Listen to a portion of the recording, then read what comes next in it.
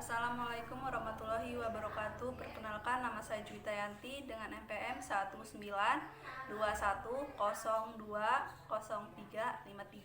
Saya mahasiswa Universitas UIN Raden Intan Lampung dari Fakultas Syariah Prodi Hukum Tata Negara.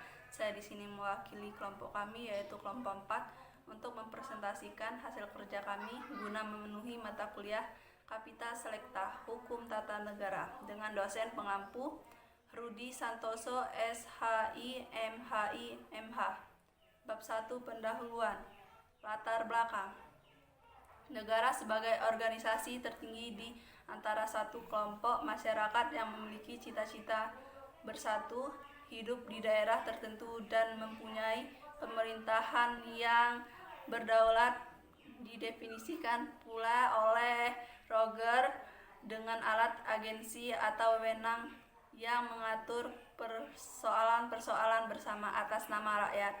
Maka bernegara dengan baik menjadi sangat urgen bagi setiap warga negara.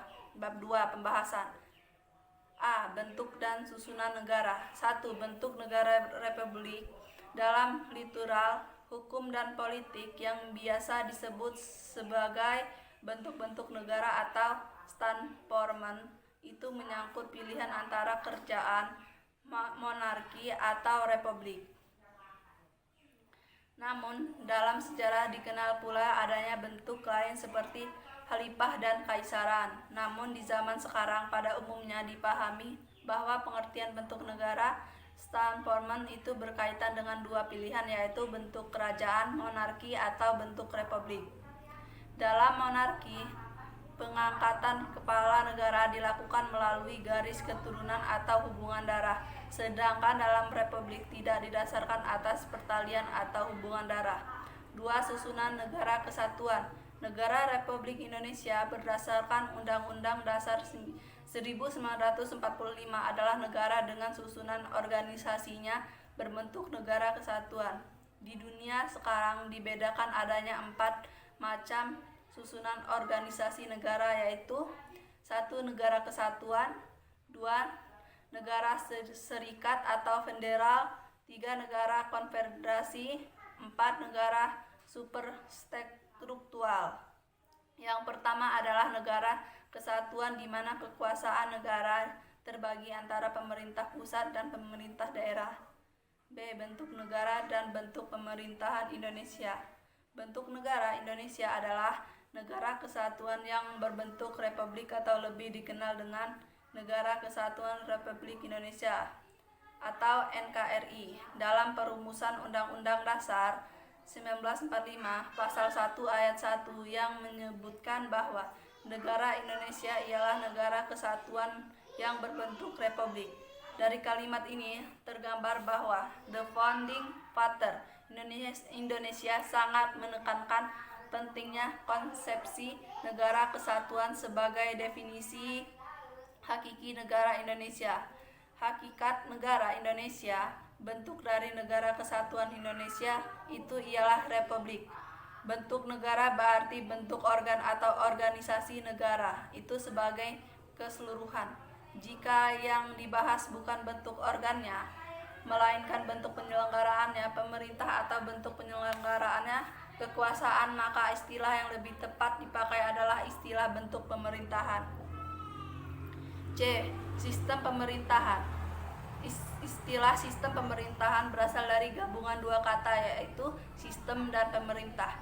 Kata sistem merupakan terjemahan dari kata sistem bahasa Inggrisnya yang berarti susunan, tataan, jaringan atau cara. Sedangkan pemerintah berasal dari kata pemerintahan dan yang berasal dari kalimat perintah. Maka dalam arti yang luas, pemerintah adalah perbuatan pemerintah yang dilakukan oleh badan-badan legislatif, eksekutif, dan yudikatif di suatu negara dalam rangka mencapai tujuan penyelenggaraan negara. Dalam sistem pemerintah presidensi juga terdapat beberapa prinsip pokok yang bersifat universal, yaitu 1. Terdapat pemisah kekuasaan yang jelas antara cabang kekuasaan eksekutif dan legislatif. 2. Presiden merupakan eksekutif tunggal. 3. Kepala pemerintah adalah sekaligus kepala negara atau sebaliknya. 4. 4. Presiden mengangkat menteri untuk membantu di bawah tanggungan jawabnya. 5. Anggota parlemen tidak dapat menjabat sebagai eksekutif dan sebaliknya.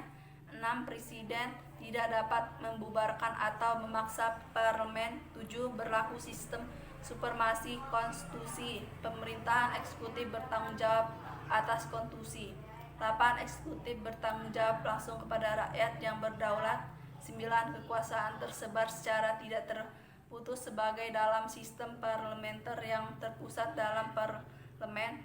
Sementara itu, dalam sistem campuran, unsur-unsur keduanya itu tercampur di mana ciri-ciri kedua sistem tersebut di atas sama-sama dianut. Oleh karena itu, sistem presidensial dan sistem pemerintahan parlementer tersebut pada pokoknya dibedakan atas dasar: 1.